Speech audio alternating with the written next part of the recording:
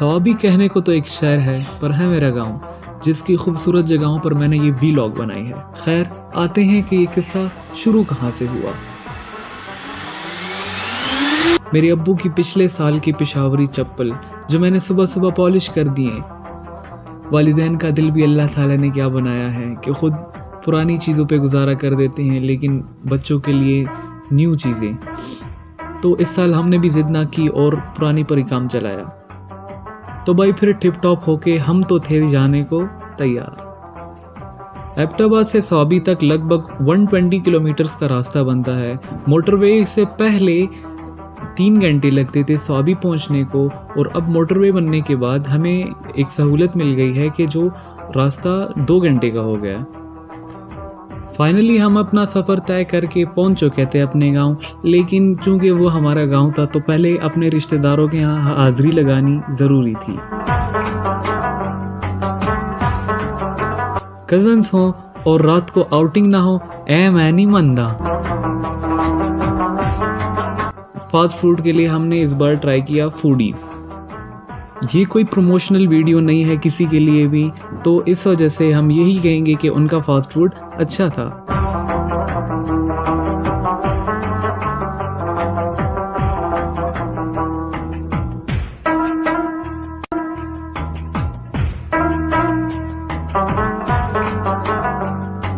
बेहुर high level कनाल, जिसको यहाँ की मकामी ज़ुबान में स्टीपा कहा जाता है, जिसकी मंजूरी 1998 में नवाज शरीफ ने दी थी। ये एक बहुत बड़ा प्रोजेक्ट था। यहाँ की लोकल लैंग्वेज में इसको स्टीपा कहा जाता है। इसका नाम स्टीपा क्यों रखा गया? क्योंकि जिस टर्किश कंपनी ने इसको बनाया था उस कंपनी का नाम स्टीफा था, और ये गर्मी के मौसम में यहाँ के लोगों के लिए एक बहुत बड़ी नेमत है। पर यहाँ मसला हमें तब पेश आया जब पुलिस इंस्पेक्टर ने हमें यहाँ पे रोक दिया कि आप लोग आगे नहीं जा सकते। तो स्टीपा जाते वक्त हमें रास्ते में लोगों ने रोक लिया, और अब हम किसी और जगह जाके देखते हैं कि क्या होता है।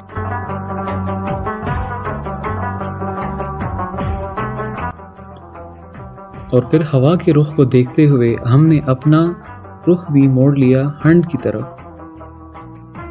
वेदर ब्रॉडकास्ट के मुताबिक सवाबी का temperature round of 41 degree centigrade तक एक्सीड कर जाता है। तो अगर ये वीडियो आप भी देख रहे हैं और अगर आपका भी प्लान बनता है तो बर्फ़ वाला पानी लेना ना भूलना। हंड डिस्ट्रिक्ट सवाबी का एक छोटा सा शहर है और मोटरवे अंबार इंटरचेंज से उतरने के बाद 5 मिनट की दूरी पर वाक़या है हंड रिवर।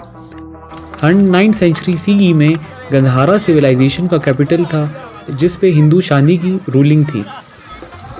चूँकि हम पहुंच चुके थे हंड रिवर, और मेरे मुताबिक ये भी यहाँ के लोगों के लिए एक बड़ी नेमत है।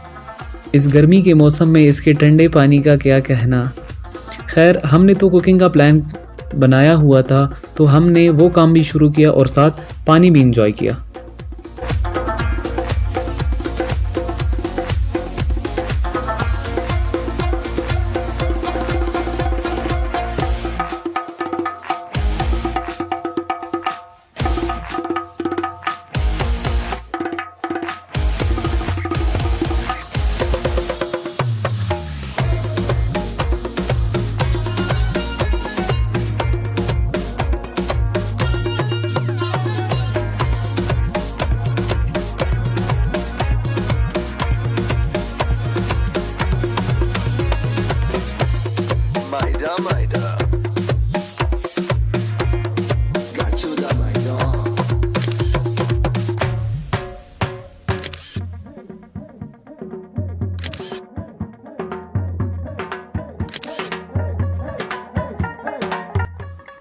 हंड शहर की एक और दिलचस्प चीज़, जिसे हंड म्यूजियम कहा जाता है, जो बिल्कुल हंड रिवर के साथ ही वाक़या है। हंड म्यूजियम में गंधारा सिविलाइजेशन की कॉइन गैलरीज, बुद्धिस्ट आर्टिफैक्ट्स, पुरानी चीज़ें और कई खूबसूरत तस्वीरात जमा हैं। पर शायद हमारा वहाँ विज़िट करना नसीब में न था, क्योंकि करंट पेंडेमिक सिचुएशन को देखते हुए म्यूजियम भी बंद कर दिया गया था।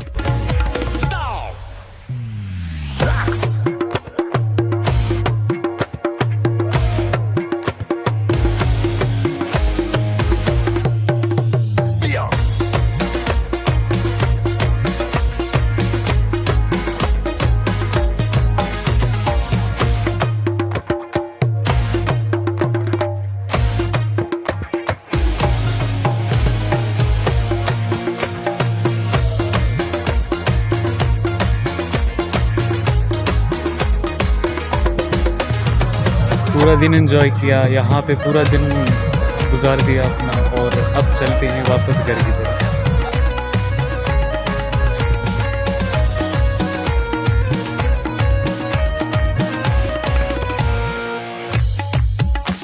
और फिर यूं रात हो गई और गर्मी के मौसम में आइसक्रीम के क्या कहने, आहा आहा। तो कुछ अपने लिए और कुछ फैमिली पैक्स घर वालों के लिए ले लिए।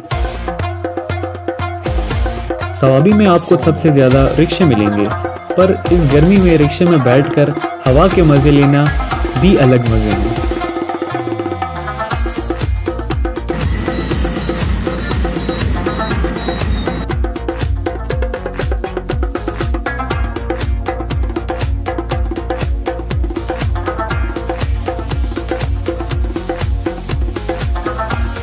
तो फिर हमारा अगले दिन का सफ़र था कुंडल डैम। कुंडल डैम का रास्ता भी कुंडल डैम की ही तरह पहाड़ों में घिरा हुआ है, जो इंसान को अपनी खूबसूरती की तरफ और माइल करता है। कुंडल डैम के विज़िट का एक्सपीरियंस मेरे लिए सबसे बेस्ट था। वो कैसे, वो आप लोग देखेंगे आगे आगे चलते हुए इस वीडियो में।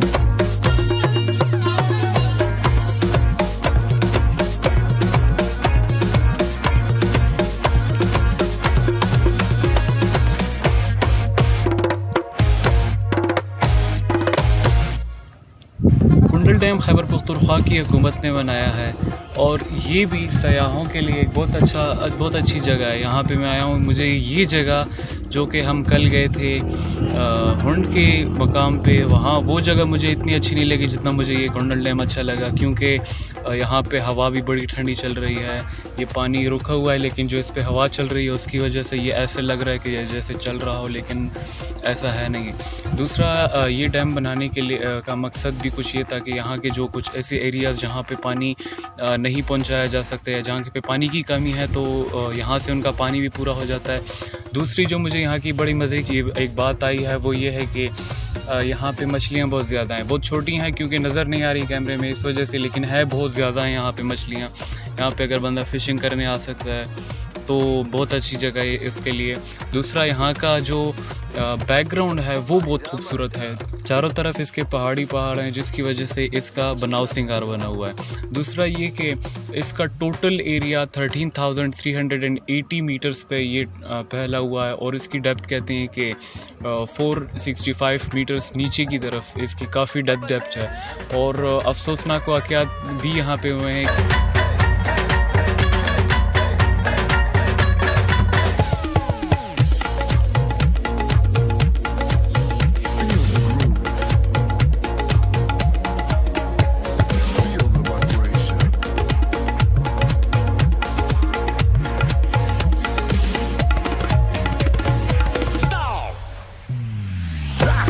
मेरे सफ़र का साथी था शाह हुसैन।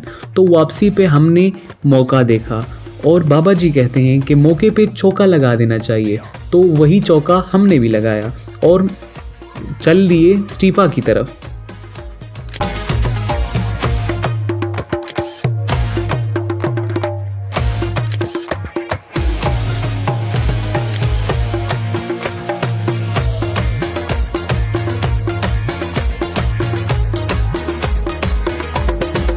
चूँकि स्टीपा हम विज़िट नहीं कर पाए थे, फिर यूँ इस कैमरे की छोटी सी आंख ने आप लोगों के लिए स्टीपा को भी कैप्चर कर लिया।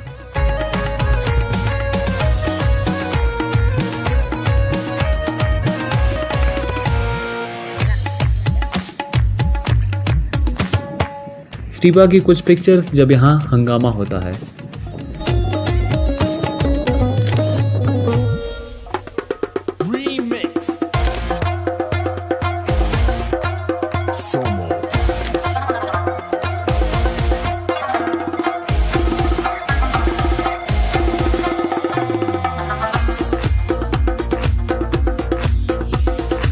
Ranigarh means the queen's rock. Buner valley के हुदूद में आता है रानीगढ़। स्वाबी से हमें तकरीबन 30 मिनट्स लगे, जो कि राउंड ऑफ 20 किलोमीटर्स बनते हैं रानीगढ़ के पहाड़ तक। 2500 साल पहले की आर्कियोलॉजिकल साइट जो कि गंधारा सिविलाइजेशन से बिलोंग करती है, और टॉप तक पहुंचने के लिए सीढ़ियों का इस्तेमाल करना पड़ता है। और वो सीढ़ियाँ जापानीज़ ने बनवाई थी और कुछ साल पहले पाकिस्तान की गवर्नमेंट ने रीन्यू करवाई।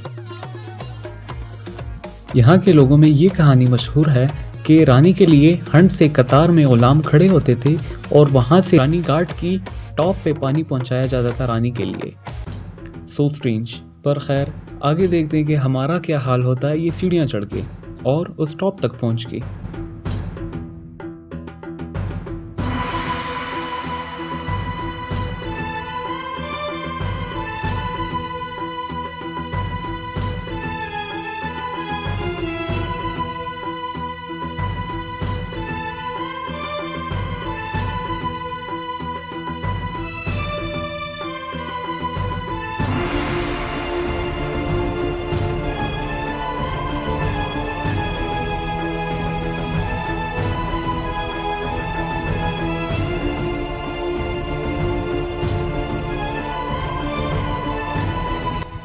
रानी घाट के रास्ते की तरफ हम आगे जा रहे हैं और तकरीबन 150 सीढ़ियों ऊपर चढ़ चुके हैं।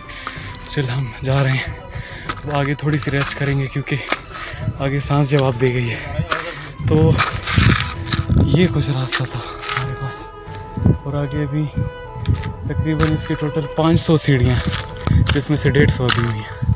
फाइनली रानी घाट का जो गेट था वहाँ तक हम पहुँच आए और 500 से ऊपर ही सीढ़ियाँ होंगी कि जो हमने तय की होंगी। तो ये सामने हमारे पास इसका रानी का किला है जो यहाँ पे रहती थी। साथ साथ में आपको इसकी कहानी बताते जाऊँ। ये उस वक्त के खंडरात हैं जब रानी यहाँ होती थी और इनका इतना सॉलिड मटेरियल ना, इसके हर एक उसके बीच में लोगों ने कोई सॉलिड सा मटेरियल डाला हुआ है जो कि वाकई सॉलिड है। और जैसे कि लोहा बीच में इन्होंने रखा, लेकिन ये लोहा नहीं, कुछ इस टाइप का मटेरियल है जैसे हम सीमेंट का बनाती होती है, पर ये बहुत सॉलिड है। ये उस रानी घाट की एंट्रेंस है जहाँ से आगे की तरफ इसका रास्ता जाता है।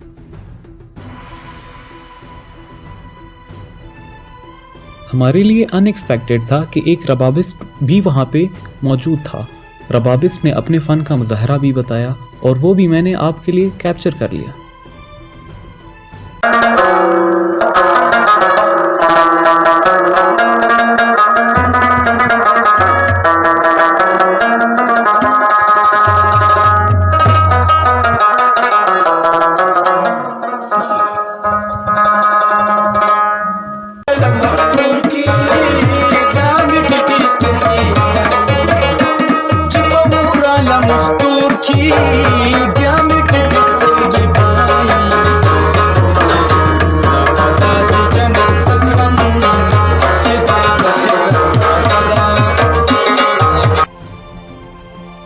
और फिर हम यूं आगे बढ़ते रहे ताकि उस जगह तक पहुंच जाएं जिसको देखने के लिए हम आए थे।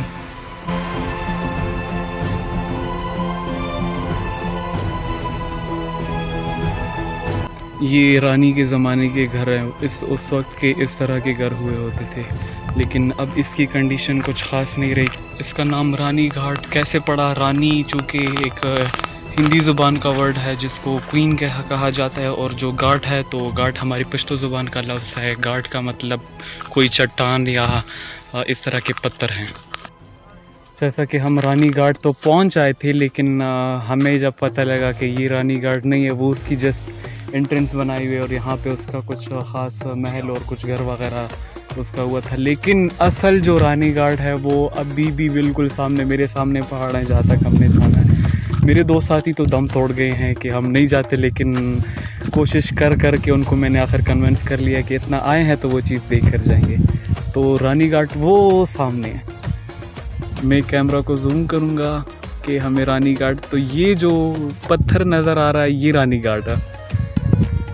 सुना है कि वहाँ पे रानी का तख्त है जिस पे वो बैठा करती थी। तो इतना हम आए हैं तो मैंने सोचा देख ही जाए, तो फिर तो ऐसे भी नहीं आना।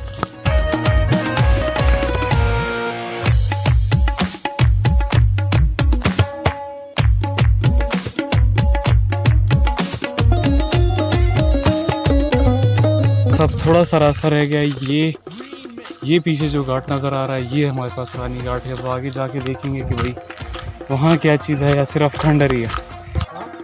फाइनली हम काफ़ी कोशिश के बाद तकरीबन 1.5 घंटा हमने लगाया है ऊपर सफ़र करने में, और ये है वो रानी घाट जिसको यहाँ के लोग रानी का घाट कहते हैं।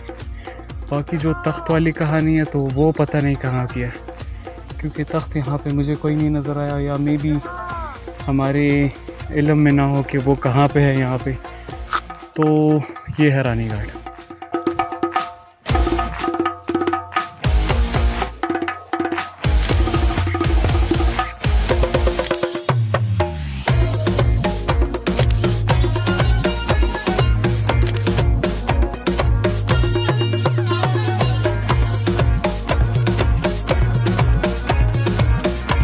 और फिर यूं हमारा सफ़र तमाम हुआ और हम वापस एबटाबाद की तरफ।